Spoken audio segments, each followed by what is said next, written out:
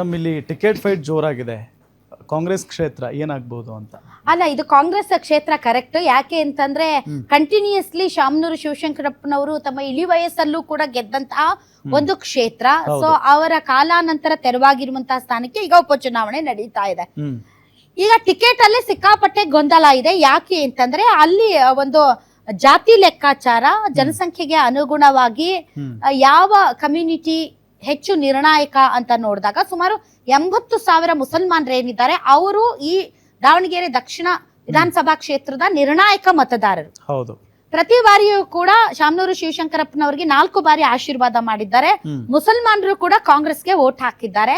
ಆದ್ರೆ ಈ ಬಾರಿ ಈಗ ತಂದೆನೂ ಅಲ್ಲಿ MLA ಆಗಿದ್ದವರು, ಮಗನೂ MLA ಮಿನಿಸ್ಟರು, ಈಗ ಮೊಮ್ಮಗನು ಬರ್ಬೇಕು ಅನ್ನುವಂತ ವಾದ ಏನಿದೆ ಅದಕ್ಕೆ ಬಹಳಷ್ಟು ಜನ ವಿರೋಧ ವ್ಯಕ್ತಪಡಿಸ್ತಾ ಇದ್ದಾರೆ. ಫೇರ್, ಶಾಮನೂರು ಶಿವಶಂಕರಪ್ಪ ಅವರು ಇರೋವರೆಗೂ ಯಾರು ಏನು ಅಂತಿರ್ಲಿಲ್ಲ. ಅವ್ರ ಕಾಲಾನಂತರ ಈಗ ಮುಸಲ್ಮಾನರಿಗೆ ಕೊಡಿ ಟಿಕೆಟ್, ಯಾಕಂದ್ರೆ ಅವರೇ ಹೈಯೆಸ್ಟ್ ವೋಟರ್ಸ್ ಇದ್ದಾರೆ ಮತ್ತು ಅವರೇ ನಿರ್ಣಾಯಕ ಇರೋದ್ರಿಂದ ಅವ್ರಿಗೆ ಕೊಡಿ ಅನ್ನುವಂತಹ ಒಂದು ಅಭಿಪ್ರಾಯ ವ್ಯಕ್ತವಾಗಿದೆ. ಮತ್ತು ಜಮೀರ್ ಅಹಮದ್ ಖಾನ್ ಈ ವಿಚಾರದಲ್ಲಿ ಸಿಕ್ಕಾಪಟ್ಟೆ ಫೈಟ್ ಮಾಡ್ತಾ ಇದ್ದಾರೆ. ಅದ್ರಲ್ಲಿ ತಪ್ಪೇನೂ ಇಲ್ಲ.